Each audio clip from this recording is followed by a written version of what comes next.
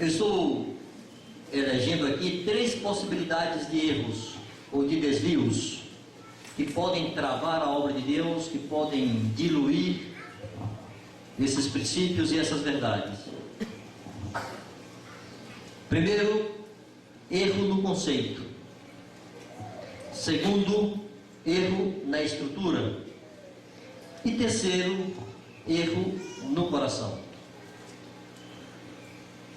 Alguém pode ter o conceito correto, estar trabalhando dentro de uma estrutura correta, mas o seu coração está desviado da simplicidade e pureza que são devidas a Cristo, e ele vai pôr a perder toda a obra igual. Pois bem, um erro no conceito que pode, se nós perdemos de vista esse conceito, pode estragar toda a nossa obra. Eu digo para vocês que uma das coisas que mais me encantou quando eu cheguei aqui digo, nesse ambiente, com essa fé que pregamos, quando comecei a me relacionar com os amados lá em Salvador, uma das coisas que mais me encantou era exatamente os conceitos e definições. Estava tudo muito claro, tudo estava bem conceituado, princípios de obra e a doutrina. Então, enxergar essas coisas encantaram meu coração. Eu nasci em um ambiente evangélico, meus pais eram convertidos, crentes sérios, cresci em um ambiente de temor de Deus, de amor a Deus, mas até os 30 anos, eu não me lembro de nunca ter ouvido um ensino claro sobre, por exemplo, o propósito de Deus para a família, ou o papel do marido, ou o papel da esposa, criação de filhos, a doutrina para os filhos, o uso de finanças, a doutrina de Cristo para os trabalhadores, para os patrões, as questões de relacionamento na igreja, andar na luz, coisas simples, elementares, que fazem parte do nosso viver diário, e não havia ensino. Então, quando eu encontrei tudo isso bem arrumadinho, eu disse, eita, que aqui eu vou me esbaldar, era tudo que eu precisava. Caminhos feitos, onde se pode caminhar desembaraçadamente, caminhos abertos. Me lembro que em uma conversa com Marcos, ele conhecendo toda aquela minha história que eu contei para vocês aqui, no primeiro momento, ele disse assim, negão, você tem muito motor, mas o teu leme está quebrado, o teu barquinho está à deriva. Disse, pelo amor de Jesus, bota um leme no meu barquinho, bota um leme aqui, que eu quero ter direção para servir a Deus em um ambiente em que isso era possível, servir de maneira abundante. Então os conceitos são importantes para orientarem a nossa mente, para orientarem o nosso serviço. O conceito não produz força, não nos confere potência, mas nos dá direção. É como a doutrina, dá direção, ensina por onde ir. Então nós não podemos negligenciar esses conceitos. Então o primeiro conceito que eu queria puxar aqui é o propósito eterno de Deus, que é o que define, afinal de contas, o que temos que fazer, por que temos que fazer e como temos que fazer. Eu me lembro que a primeira vez que eu ouvi falar sobre isso, em 1988, um retiro de pastores lá em Salvador, eu não era pastor, coisa nenhuma, nem estava reunido com os irmãos ainda, mas o Marcos me chamou para estar lá, nesse retiro, já dava muito com ele. Eu fui, estava lá Ivan Baker, e falava sobre o propósito eterno de Deus, e dizia com todas as letras, que o propósito de Deus não é a salvação do homem. Olhava para aquele veio assim, me atravessar, e disse, o que esse velho está falando aí? Ai, Jesus. E eu fui ouvindo, ele seguiu falando, e quanto mais ele falava, mais eu ficava apavorado, dizia, ou esse velhinho é doido, ou eu estou perdido. Se ele tiver certo, eu estou atrapalhado na minha vida. Aí fui conferir com a Escritura. E me dei conta que era assim. Uma das coisas que mais me impactou, ou talvez a coisa que mais me impactou, não foi o Evangelho do Reino, ou o senhorio de Jesus. Porque isso eu tinha, eu nunca fui religioso. E isso eu recebi quando me converti. Eu pertencia a Cristo, sempre quis servir a Cristo. O que deu um giro completo em minha mente foi entender o que Deus queria. Que Deus queria uma família de filhos iguais a Jesus. Isso conquistou meu coração. Eu me desesperei porque eu olhava para trás e o que havia feito eu? Volto a dizer, não foi falta de trabalho e dedicação, mas a falta da planta produziu uma construção equivocada. Lembro que tempos depois, eu já entre os irmãos, encontro exploradores, está lá bonitinho, com um gráfico, escrito assim em cima: nosso alvo, ser igual a Jesus, em seu caráter e serviço. Até pouco tempo atrás, eu tinha isso guardadinho. Todas as anotações de 88 estão lá guardadinhas ainda, daquele retiro que eu englobei. Aquilo me marcou, porque Benito estava dizendo que o alvo de cada discípulo era ser igual a Jesus. Isso trazia uma nota diferente, não era apenas que Deus queria que eu fosse como Jesus. Ele estava dizendo ali que cada discípulo tem que querer ser como Jesus. E essa pergunta que nós temos que nos fazer, quando falamos de propósito eterno de Deus, amados, não temos que pensar apenas naquilo que Deus quer. Temos que nos perguntar: é isso que eu quero? Eu quero ser como Jesus? Se eu quero ser como Jesus, que coisas eu tenho que botar fora na minha vida? E que coisas eu tenho que agregar à minha vida para ser parecido com Jesus? Isso diz respeito ao meu relacionamento com minha esposa. Isso diz respeito ao relacionamento das mães com seus maridos, ao relacionamento dos pais com os filhos, dos filhos com os pais, dos irmãos entre si na mesma casa, no trato na igreja, os discípulos uns com os outros, o trato em nosso trabalho, com nossos patrões, com nossos empregados, com nossos vizinhos, com aqueles que nos perseguem, com aqueles que nos odeiam. Eu comecei a me questionar sobre isso há algum tempo, nos últimos meses, talvez, nos últimos 2 anos. E comecei a pensar assim. Eu ouvi sobre isso em 1988. Então hoje teria 23 anos e meio, e foi em maio de 88, que eu ouvi pela primeira vez sobre o propósito eterno de Deus, e que eu aceitei aquilo, eu criei naquilo. Passados 23 anos, os primeiros discípulos que frequentaram a minha casa e que me ouviram falar disto, por exemplo, tem um discípulo muito querido lá, chamado Reginaldo, o primeiro discípulo que o Senhor nos confiou lá naquela cidade. E o Reginaldo frequenta a minha casa desde esse tempo, 88. Ele tinha 18 anos, agora tem 41. Quando o Reginaldo olha para mim, o que será que se passa no coração dele? Ele continua sendo desafiado por minha vida? Ele olha para mim e ainda vê alguém que quer se parecer com Jesus e que o arrasta nisto? Ou será que ele diz assim: não, vanje a si mesmo, tem que ter paciência com ele? Porque, amados, se a reação dele foi essa segunda, eu tenho que me perguntar: estou mesmo querendo ser parecido com Jesus?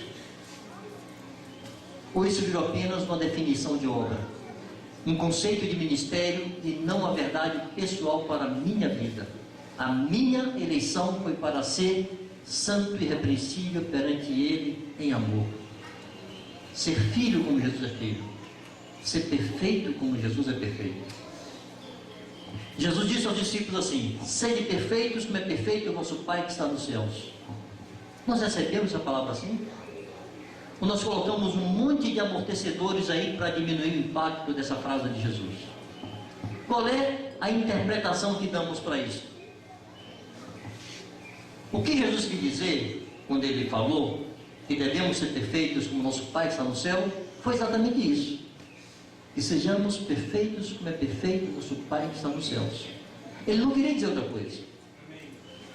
Há um ingrediente na nossa forma de interpretar as Escrituras que eu tenho chamado de vícios igrejeiros de interpretação das Escrituras. Porque nós lemos muitas coisas, já lemos muitos livros, já ouvimos muitas mensagens, tem muita explicação para muita coisa e com frequência nós colocamos um filtro no meio. Bom, não é bem assim aqui. Eu tenho compartilhado com os irmãos lá em Salvador como me encantou como nós travamos conhecimento com a Tami, a garotinha lá do norte da África que recebeu Jesus e foi batizada em nossa casa. Quando começamos a relacionar com ela, baseado nas experiências anteriores de outros obreiros que já andaram por lá, nós não lhe falamos nada sobre existir ou não a Bíblia em árabe. E minha filha era colega dela na faculdade e toda a comunicação era feita em francês. Principalmente a minha filha à frente dessa, traduzindo muito e conversando muito, e nós ali ajudando, porque nosso francês é pequenininho e naquela época era pior ainda. Nosso árabe então. Mas à medida que nós percebemos que ela tinha sinceridade em receber o reino de Deus, então nós lhe mostramos a Bíblia em árabe. E ela pegava assim, olhando encantada para aquele livro. Eles chamam a Bíblia lá de Kitab Muqaddas, ou seja, livro santo. E nós líamos um texto para ela, líamos na Bíblia em francês, e ela conferia na sua Bíblia em árabe, que nós líamos uma Bíblia. Ela parava assim e dizia assim: você pode ler de novo? Aí nós líamos, embebecida, dizia: lê de novo. Isso 3, 4 vezes. Quantas vezes eu me segurava para não chorar, porque eu pensava assim: aqui está uma mente completamente virgem com respeito às palavras de Jesus. Ela não tem filtro teológico, não tem nenhuma maneira viciada de interpretar aquela palavra. Ela recebia aquela palavra como aquela palavra estava sendo dita. Ela recebia aquela palavra como os discípulos a receberam. Era Jesus falando aquelas coisas, e ela as recebia assim. Amados, se queremos tomar a sério o que disse o nosso Senhor, botemos fora esses vícios igrejeiros de interpretação das Escrituras. Botemos fora nossas lentes viciadas e tomemos a palavra de Cristo como Cristo as disse. Então, se ele disse que se eu tomo um tapa de um lado da cara, eu tenho que dar o outro lado da cara, ele está dizendo isso mesmo. Não está dizendo outra coisa. Não é uma força de expressão. Se ele disse que se alguém tomar minha capa, eu tenho que dar a túnica, está dizendo isso mesmo. Aí eu me lembro de uma vez, Ivan Baker, lá em Recife, andando com o Benito, e passou um pivete, um ladrão, um garoto, e arrancou o relógio de Benito. Eram dois, o outro não conseguiu arrancar o relógio do Ivan. O Ivan saiu correndo atrás do garoto, tirou o relógio, disse: ei, meu relógio. Amados, não é aquela cena que você se preveniu, planejou e agiu de acordo com o plano. É espontâneo, foi surpresa. Ele reagiu segundo o seu coração, que estava encharcado dessa verdade. Se toma uma coisa, dá a outra. Já pensaram na revolução síria? Em nossas cidades, uma multidão de discípulos vivendo assim, entendendo que são forasteiros do mundo, são peregrinos, estão indo para a sua pátria celestial. O impacto que seria, quão loucos nós seríamos, mas quão agradáveis a Deus nós seríamos. Então, se o meu alvo é ser parecido com Jesus, toma isso a sério. Eu tenho me feito as perguntas: será que a minha esposa, quando ela está lá na sua devocional, meditando na Escritura, pensando em Jesus, será que em algum momento ela vê algum ponto de identificação identificação entre Jesus e o marido dela? Será que ela pensa assim, igual meu marido? Ela nunca se lembra. Se ela nunca se lembra do marido quando lê sobre Jesus? Será que é verdade que há 23 anos eu quero ser como Jesus? Meus filhos, como tratam comigo em minha casa, será que eles se lembram do que eles já aprenderam sobre Jesus? E pensam assim, Jesus faz igual meu pai. Ou nunca fazem essa conexão, esse link não existe. Então eu tenho que me perguntar, será que eu quero ser parecido com Jesus? Amados, ninguém é suficiente para essas coisas. Mas lembrar dessas verdades nos humilha, nos quebra, nos dobra, tira qualquer presunção, qualquer soberba e diz, você não pode. Então você precisa de Jesus. Então se renda a Jesus. Então dependa de Jesus. Porque ninguém é suficiente para essas coisas. Mas não abra mão de ser como Jesus. Jejuamos por emprego? Jejuamos por saúde? Para a cura de enfermidades? Jejuamos por multiplicação de discípulos? Jejuemos para sermos parecidos com Jesus. Senhor, concede-me a graça de andar como tu andas, ser como tu és.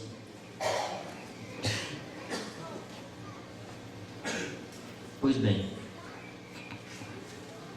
como se diz entre nós, tudo o que fazemos só terá valor eterno se cooperar com o propósito eterno de Deus. O mundo, amados, tem muitos apelos, e não é apenas para pecados grosseiros que está cada vez pior. Os apelos para pecados grosseiros está cada vez pior.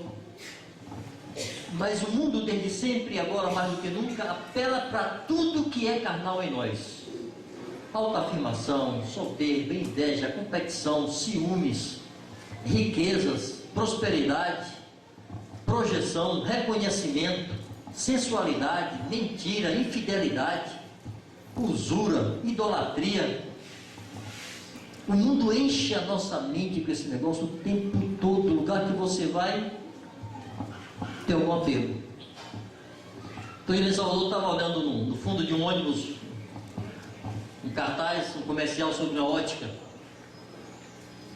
e tinha uma mulher de perfil olhando para o nome da ótica, que estava da ótica não, da clínica, uma clínica de olhos, a clínica de olhos ali, assim, uma mulher de perfil, quase não se viu os olhos dela, mas com baita de um decote.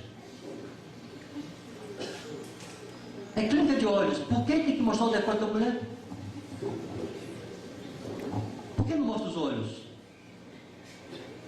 Sutilmente ou explicitamente, tudo apela para o que é carnal.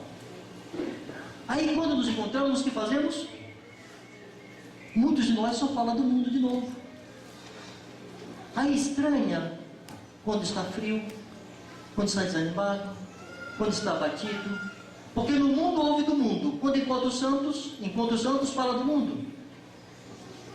O que diz lá em Colossenses capítulo 3?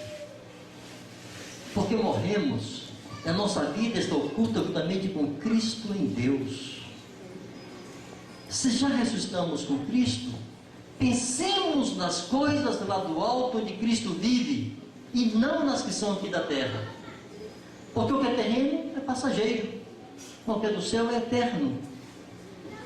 Eu queria animá-los, amados, se queremos tomar a sério isso de sermos como Jesus, a quando estivermos juntos, cumprir Colossenses 3,16, habite ricamente em vós a palavra de Cristo, instruí-vos e aconselhai-vos mutuamente com toda a sabedoria. Não significa que não caiba outra conversa. Jesus certamente falava com seus discípulos sobre muitas coisas, sobre os impostos de Roma, sobre a morte dos galileus lá, quando caiu a torre de Siloé, assuntos corriqueiros, notícias do dia. Mas percebe que sempre Jesus fazia uma aplicação para aquilo que é eterno. Conversemos sobre qualquer coisa, coloquemos ali um ingrediente de fé, profetizarmos uns sobre os outros, para consolar, para animar e para edificar. Não ser enfadonho falar do que é celestial. Não ser pesado falar do que é eterno, encher nossa mente disso, catequizarmos com as verdades de Deus, gastarmos tempo meditando na palavra de Deus, gastarmos tempo contemplando o Senhor, meditando no Senhor, separar tempo para a oração, não apenas para interceder, mas para contemplar a Jesus. Me lembro que anos atrás, um discípulo que andava conosco, e suas orações todas eram intercessórias, sempre. Seja no encontro caseiro, no encontro com os discípulos, sozinho, ele só orava intercedendo por alguém. Mas era alguém muito áspero, ríspido, homem sério, sincero, reto, justo, mas aço. Disse: meu querido, gaste mais tempo nas orações, falando com Deus sobre Ele mesmo, falando sobre Deus, do teu amor por Deus, dos teus sentimentos por Deus, contemplando a perfeição do Senhor, admirando a glória do Senhor, admirando o amor do Senhor, sua santidade, sua justiça, sua misericórdia, sua sabedoria, sua verdade, sua bondade, seu amor, sua severidade, para encher nosso coração com a pessoa de Cristo. Eu tenho feito exercício já há algum tempo. Eu queria recomendar como exercício prático para os que quiserem. A última coisa que eu faço antes de dormir, quase que invariavelmente, é recitar algum texto bíblico.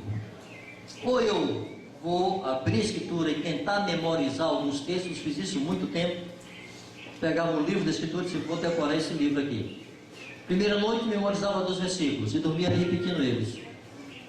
No dia seguinte, repetia aqueles 2 e tentava memorizar mais 2 e dormia repetindo os 4. É bom dormir repetindo a palavra de Deus, né? Você vai sonhar menos bobagem, tenho certeza. No terceiro dia, eu repetia os 4 primeiros e tentava memorizar mais 2 e dormia repetindo 6. E assim eu memorizei textos grandes da Escritura. Dormi falando a palavra de Deus, pensando a palavra de Deus. John Wesley costumava perguntar aos seus discípulos assim: são santos os vossos sonhos? Porque Wesley cria que se os seus discípulos falassem coisas santas, olhassem coisas santas, ouvissem coisas santas, eles iam pensar coisas santas, então iam sonhar coisas santas. Então quero animá-los a fazer isso. Hoje, quando não dá para ler, eu durmo repetindo o que eu já lembro. Pego lá um texto que eu já sei, boto a cabeça ali no travesseiro e começo a repetir e durmo assim. É melhor do que dormir ouvindo ou vendo qualquer outra coisa. Quando a Bíblia fala assim, remi o tempo porque os dias são maus, eu creio que está falando de coisas assim. Dê ao tempo o melhor proveito que você pode dar, porque os dias são maus. Não gasta teu tempo com coisas vãs, porque você quer ser como Jesus. Aí entra o alvo. Aquilo que orienta a nossa vida, orienta as nossas decisões, influencia nossas decisões, nossas reações, nosso comportamento, por querer ser como Jesus. Amém? Amém, fraco.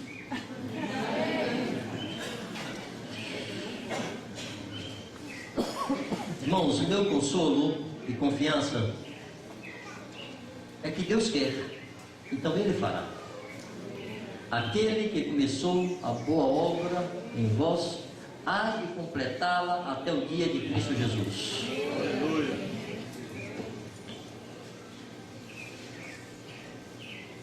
São 15 para 1. Amém. Bom,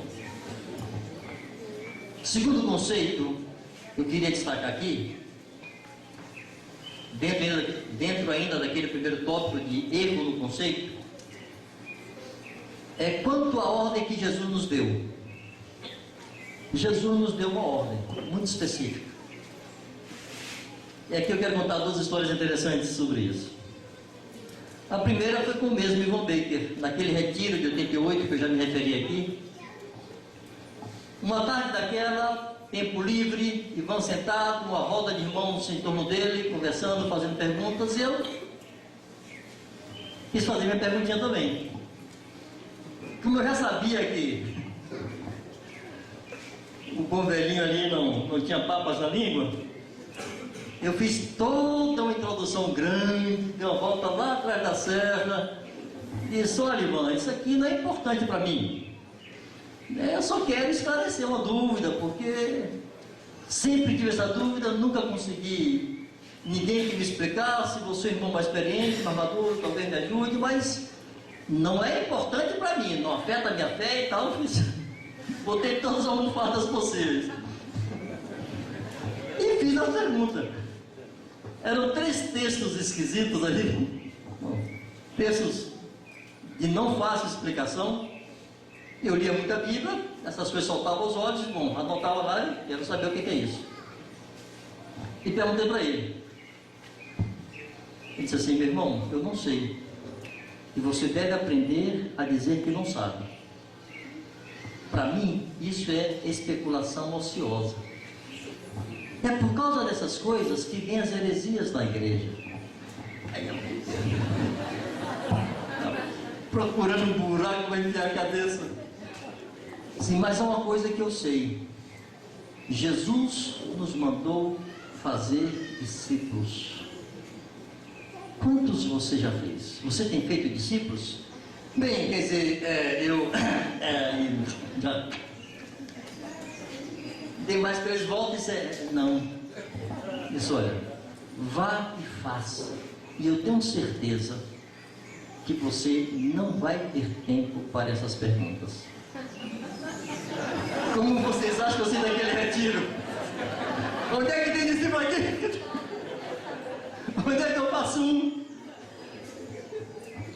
Uma resposta dessa poderia destruir alguém ou dar vida. Depende de para onde aponta o coração. Eu estava sem bússola, eu estava sem leme, mas eu queria fazer o que Deus quer. Então aquela palavra, por mais dura que possa parecer a alguns, botou direção na minha vida.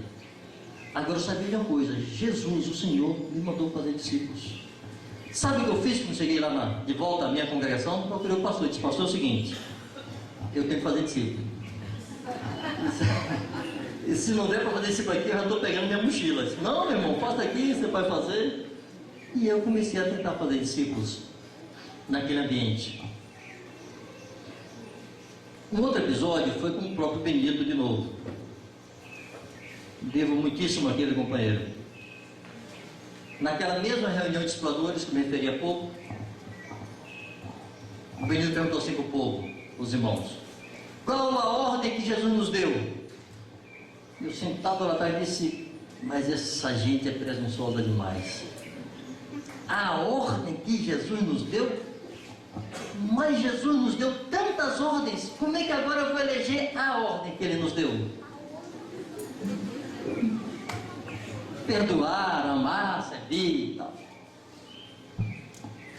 E no desenrolar do encontro eu terminei entendendo. Porque todos repetiram assim, ou todos responderam unânimes: Jesus nos mandou fazer discípulos. Isso é um bando de papagaio.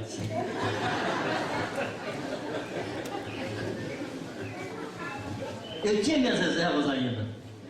Estava enxergando algumas coisas, mas tinha que meu pé atrás. Mas no desenrolar do encontro eu terminei entendendo que dentro desta ordem estão embutidas todas as demais ordens. Porque ele disse: ide, fazer discípulos de todas as nações, batizando-os em nome do Pai, do Filho e do Espírito Santo, e ensinando-os a guardar todas as coisas que vos tenho ordenado. Quantas coisas? Todas. Agora, amados, essas coisas só podem ser ensinadas a quem é discípulo. E se alguém não é discípulo, não vai ser ensinado, porque é dono da sua vontade, e não vai se sujeitar a todas as ordens que Jesus deu. Aí nós temos que nos perguntar: quem estamos botando dentro da igreja discípulos ou gente que atendeu a um apelo qualquer. Eu vou lhes contar uma história que ocorreu com um precioso irmão com quem me relaciono há muitos anos, em uma dessas cidades por onde andamos. Ele tinha 6 meses de convertido, ele e a esposa. Mas depois de 6 meses de convertido, a mulher, que andava muito cabisbaixa, muito acabrunhada, muito abatida sempre, quase sempre zangada, trouxe à luz algo. O filhinho que eles tinham não era dele, era do vizinho. E esse homem faz o quê? Lembrem-se, não era um obreiro, não era um discipulador, era um novo convertido com 6 meses de fé. E o pastor, um dos pastores dele, foi conversar com ele. E ele estava desesperado, disse: eu vou embora daqui, nunca mais quero olhar na cara dessa mulher, ela não podia ter feito isso. Desesperado. Aí ele para a conversa, se volta para o seu pastor e diz assim: mas meu irmão, eu entendi o reino de Deus, e eu recebi o reino de Deus. O que você acha que Deus quer que eu faça? Vocês percebem a grandeza dessa pergunta? Sim, eu não sei o que Deus quer, mas estou em um reino que tem um Senhor, e eu sei que eu não posso escolher o que fazer. O que esse Senhor quer que eu faça? O pastor lhe disse: perdoa tua esposa como Cristo te perdoa a ti, e tua ofensa a ele não foi menor do que a ofensa dela a você. Devolve a tua esposa a dignidade e honra de ser esposa. Trata como Cristo te tratou. Faze-a para ti bela, sem mácula, sem ruga, para você. Isso é isso que Deus quer? Isso é. Fez isso. Estão juntos fazendo discípulos. Amados, isso só é possível com discípulos. Não tenho vontade, não tenho honra, não tenho dignidade, não tenho vaidade, tudo pertence a Jesus. Negar a si mesmo, tomar a cruz, perder a vida, renunciar a tudo. Isso não pode ser um discurso, amados. Isso aqui é a coisa mais elementar de nossa pregação. Não é uma questão de despovo ao inferno, encher o céu. É de gerar filhos espirituais à imagem de Jesus. E isto é impossível sem um governo e plena autoridade de Cristo. Não queremos encher a casa de convertidos, queremos discípulos. Quando alguém se converte, irmãos, ele não conhece o conselho de Deus. Nós não evangelizamos as pessoas anunciando-lhes todo o conselho de Deus. Nós anunciamos o governo de Deus, o reino de Deus, a autoridade de Jesus, a necessidade de arrependimento.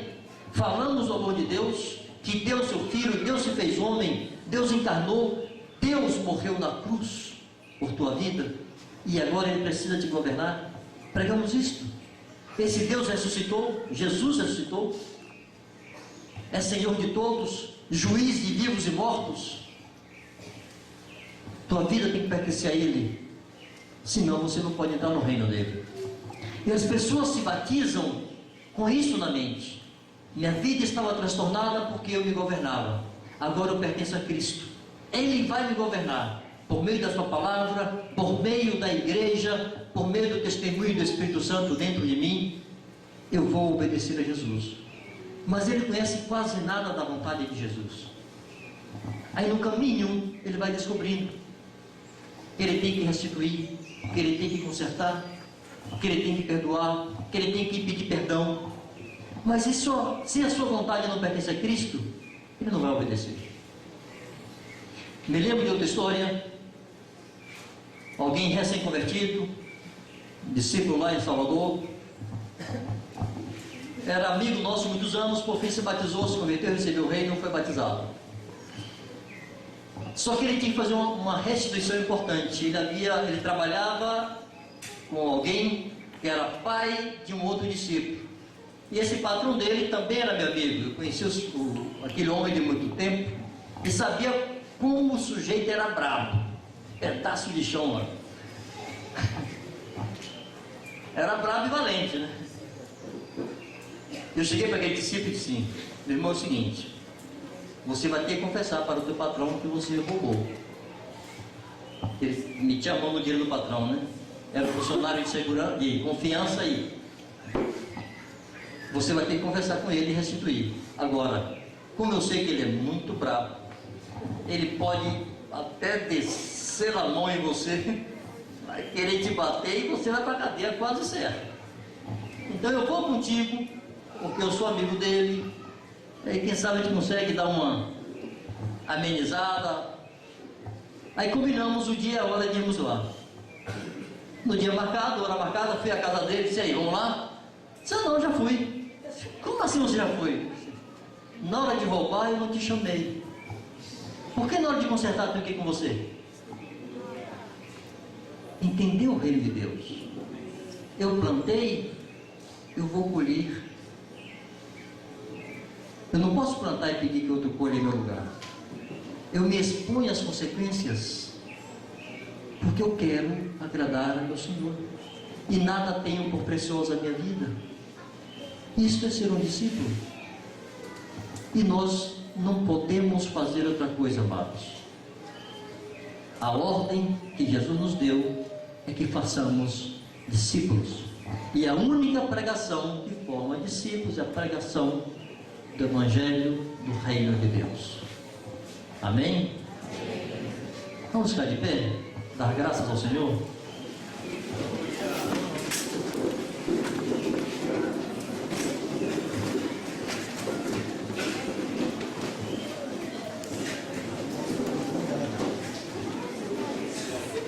Aleluia! Nós damos graças a Ti, Senhor. Bendizemos o Teu nome porque é santo. Damos graças porque o Senhor quis descobrir aos olhos da igreja a Tua vontade, o Teu propósito. Porque um dia o Senhor iluminou os olhos de nosso entendimento para compreendermos essas coisas, para vivermos essas coisas. Pedimos, Pai, que Tu venhas em nome de Jesus renovar dentro de nós essas verdades. Devolver o brilho aos nossos olhos, Senhor, e o ardor ao nosso coração, para que possamos andar como nos primeiros dias, em pleno zelo e ardor pelo Teu nome, pelo Teu reino e pelo Teu propósito, Senhor. E tudo aquilo que o Senhor nos acrescentou no caminho de maturidade, de graça, de dons, de ministério, Senhor, não venha arrefecer o fogo do Espírito Santo em nosso coração, o desejo infantil de sermos agradáveis a Ti, Senhor. Pedimos que de alguma forma esses dias aqui coopere para isto, que o Teu Espírito se mova entre nós, renovando essas verdades e marcando outra vez nosso espírito e nossa consciência com a Tua vontade, Senhor. Descansamos na Tua bondade, descansamos no Teu amor, descansamos no Teu suprimento, Senhor. Descansamos na Tua constância em firmar em nós a Tua bondade, Senhor, e marcar em nós o Teu caráter, e formar em nós a Tua imagem, para a glória do Teu nome, Senhor, no nome de Jesus. Amém.